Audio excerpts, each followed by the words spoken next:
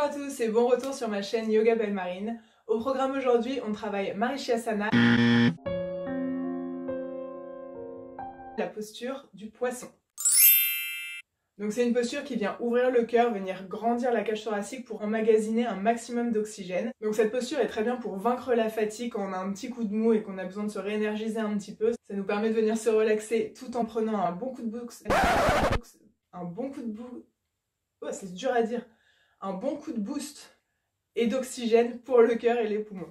On y arrive. Alors du coup, comme cette posture donne d'énergie, elle est assez déconseillée pour toutes les personnes qui font de l'hypertension et évidemment pour toutes les personnes qui souffrent d'insomnie. Donc, vous savez que je suis pas très fan des props. Donc les props sont ces objets qu'on utilise à côté du cours pour pouvoir travailler une pause. Mais dans cette vidéo, on va travailler toutes les façons possibles de réaliser Marichyasana. Donc exceptionnellement, aujourd'hui, vous aurez besoin d'un bloc. Donc moi, j'ai pas de bloc à disposition. Donc je prends un gros livre, ça suffit, un dictionnaire, un coffret DVD, n'importe quoi, qui va pouvoir vous permettre donc de rentrer progressivement dans la pause. Je vous retrouve sur le tapis, à tout de suite. Alors comme je vous l'ai dit, Marichyasana c'est une posture donc, qui ouvre le cœur, qui vient vraiment creuser le haut de la colonne vertébrale, chose qu'on ne fait pas forcément naturellement. En fait, naturellement, vous avez la courbe du bas du dos qui se fait, c'est facile ici de venir pivoter, mais des épaules, on a plus du mal.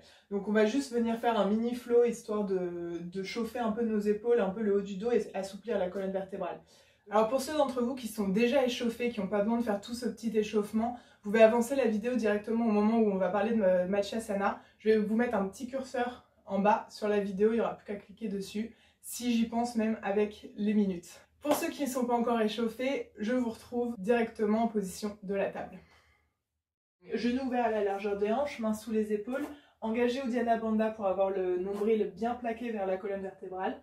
Et pour l'instant, on va faire des mouvements simples et fluides avec vos épaules et le bassin. Donc envoyez une épaule derrière comme si vous vouliez toucher bassin, épaule, puis on arrondit, on pousse le sternum. Vraiment faites ce qui vous semble le plus naturel possible, dans un sens ou dans l'autre.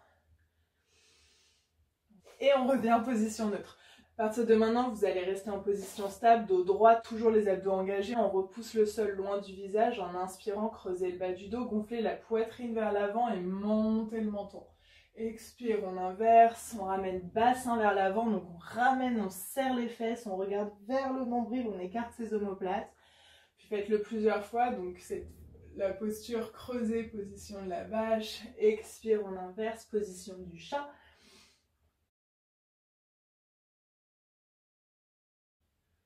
Ici, trouvez votre souplesse, allez chercher le plus loin possible avec le cœur vers l'avant, on monte le menton en expirant, on pousse le haut de sa colonne vers le ciel, n'hésitez pas vraiment à arrondir au maximum et on continue ce mouvement. Plusieurs fois, vous pouvez aller plus vite, vous pouvez aller plus doucement, essayez juste de garder vos respirations actives avec. Donc toujours inspire vers le haut, expire vers le bas. Je parle du regard bien sûr. Puis on revient en position neutre. En gardant vos hanches bloquées au-dessus des genoux, vous allez juste avancer les mains vers l'avant du tapis, poser soit le front, soit le menton au sol, et vous allez laisser le cœur tomber vers le sol, peu importe où vous êtes, menton ou front. Ce qu'on veut, c'est sentir les omoplates qui se referment l'une de l'autre. On a déjà un premier étirement des pectoraux. Puis, si vous voulez aller encore plus loin, en fonction de votre souplesse, vous pouvez ramener vos deux paumes de main l'une contre l'autre et venir plier les coudes pour ramener les mains derrière la tête.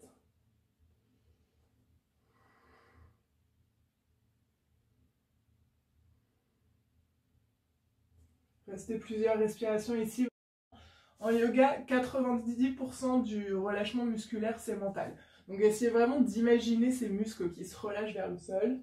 Ça va être super important pour la suite. Déjà ici, vous pouvez voir un peu la souplesse que vous avez naturellement pour Marichyasana, la posture du poisson. Essayez d'imprimer dans votre mémoire ces sensations, pour pouvoir savoir ce qu'on doit ressentir quand on sera sur le dos tout à l'heure.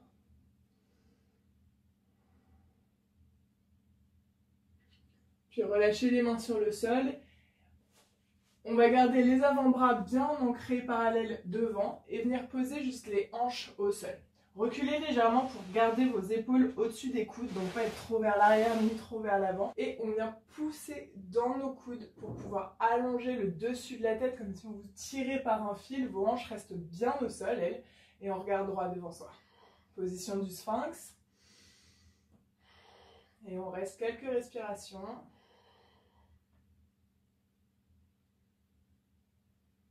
Puis ramenez les deux mains là où étaient placés vos coudes.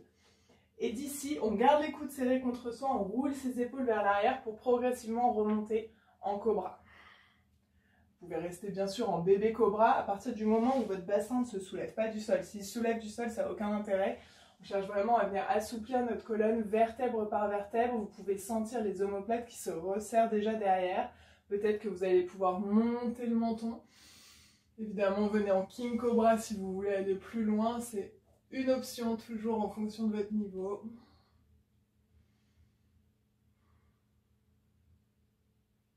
Encore une dernière respire ici. En expirant, refermez d'abord le menton sur le sternum, puis on vient contrôler sa descente.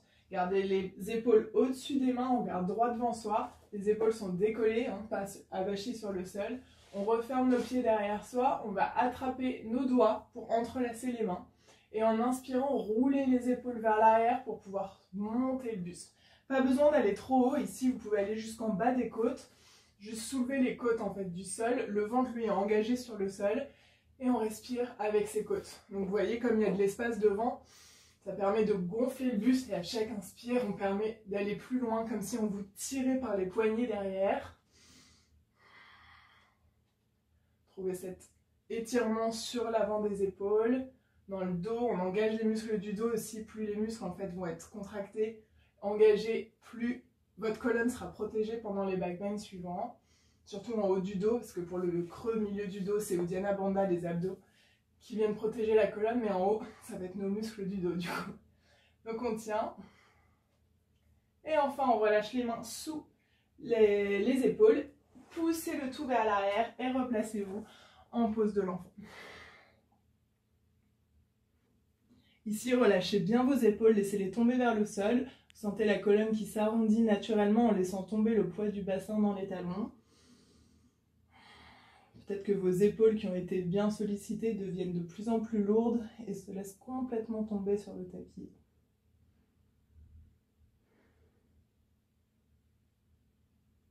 Puis inspirez, remontez vertèbre par vertèbre. On se redresse, le ventre rentré. On relâche, position du héros. Les épaules loin vers le sol pour allonger la nuque. Et on reste.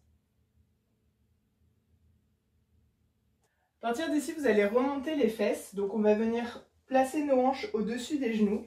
Gardez vos genoux ouverts à la largeur des hanches. Et en gardant le dos droit, toujours bassin vers l'avant. Rappelez-vous, on ne veut pas avoir les abdos qui sont relâchés vers l'avant. Bien sûr, on retracte tout. En inspirant, envoyez les mains vers le ciel. Regardez vers les pouces pour allonger le plus haut possible. Et expirez, ramenez le menton sur sternum et attrapez le coude opposé dans chaque main. Ces deux avant-bras l'un contre l'autre vont vous servir un peu de guidon pour venir pivoter et continuer d'assouplir notre colonne. Donc on prend une longue inspire en montant les coudes. En expirant, on vient se pencher vers la droite. Essayez de tirer le plus possible. Si vous voulez, vous pouvez regarder aussi vers le plafond. Le but ici, c'est de venir étirer à fond notre épaule et notre omoplate gauche. Donc continuez de tirer. Si vous vous demandez, je fais exprès d'être en miroir par rapport à vous, mais je connais ma droite et ma gauche. J'ai eu des réflexions, c'est pour ça que je me permets de le dire. Puis inspirez, on revient vers le centre et cette fois-ci, penchez-vous vers votre gauche en regardant vers le plafond. Donc là, vous sentez le poids de votre main qui vient tirer le coude vers le sol, qui vient étirer tout ce côté, toute l'omoplate, tous les nerfs dans le haut du dos. Puis inspire, on revient vers le haut. Continue d'allonger. En expirant, envoyez les épaules vers l'arrière. Imaginez que vous voulez passer les épaules derrière la tête, derrière les oreilles. Vous pouvez monter le cœur si vous le souhaitez. Ici, on veut juste relâcher nos bras vers l'arrière le plus possible. Continuez d'ouvrir nos pectoraux à l'avant. Bien sûr, contractez vos abdos et vos fesses. Regardez le dos sécure au niveau de la pliure, de la cambrure en bas du dos. Et enfin, pour ceux qui le veulent aller encore plus loin, vous pouvez placer les deux mains sur le bas du bassin, doigts pointés vers le sol pour pousser les hanches vers l'avant. Gardez vos coudes serrés l'un contre l'autre, on gonfle le cœur ou on vient complètement en position du chameau. Les mains sur les chevilles, vous pouvez aussi remonter sur les orteils si ça vous simplifie. Mais à aucun moment ne tombez les hanches derrière les genoux.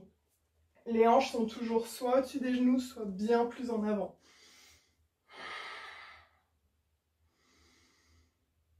Puis refermez le menton sur le sternum en expirant, ramenez les deux mains sur le bassin et enfin on relâche tout ça en venant en pose de l'enfant.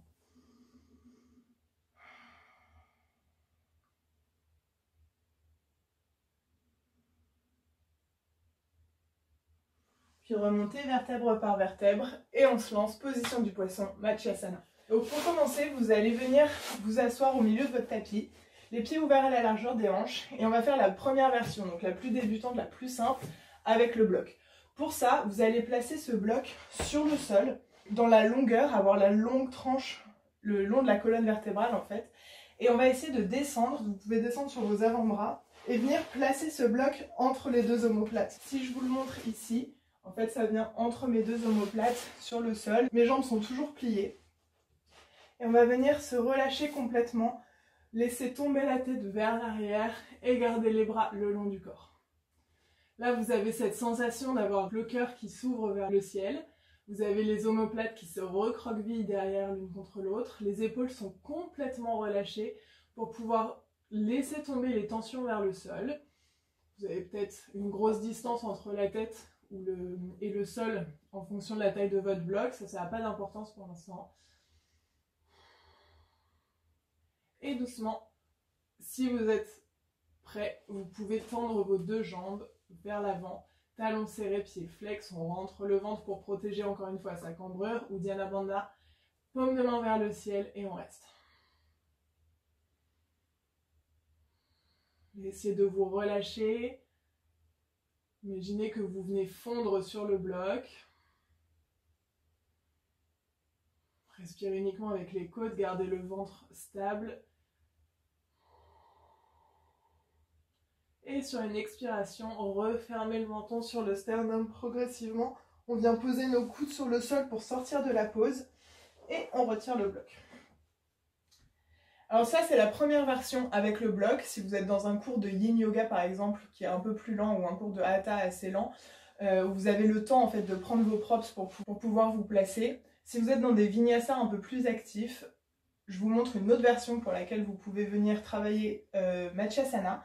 En fait, vous allez placer vos deux mains derrière les hanches, doigts pointés vers l'avant, et progressivement, vous allez laisser tomber vos coudes sur le sol. Attention à ne pas laisser vos coudes s'ouvrir hyper large. On veut vraiment rester dans un certain alignement, avoir notre main, notre coude et notre épaule plus ou moins alignés, comme si vous serriez une feuille de papier derrière avec vos omoplates. Et là, on laisse tomber la tête vers l'arrière.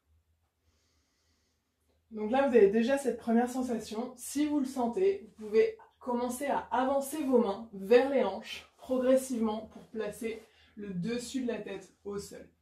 Rappelez-vous de toujours refermer vos omoplates. Plus vos omoplates sont fermées l'une contre l'autre, plus vous allez pousser le cœur vers l'avant.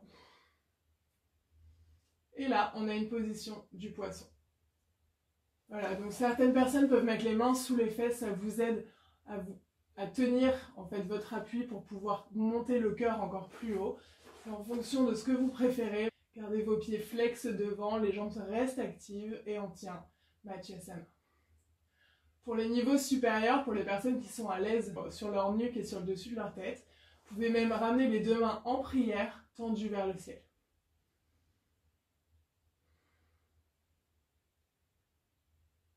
Et si vous le souhaitez, soulevez les jambes du sol, pointez les pieds vers l'avant, on garde la cambrure du dos et en même temps on engage abdos et force dans les jambes. Puis on relâche doucement pour sortir de la pose. Gardez bien vos coudes au sol. On pousse dans les coudes pour surélever la tête. Ramenez le menton sur sternum. Et enfin, ramenez vos deux genoux vers vous pour venir inverser la courbe de notre dos. L'arrondir. On peut remonter le visage dans les genoux et se rouler un peu sur les côtés pour masser la colonne vertébrale.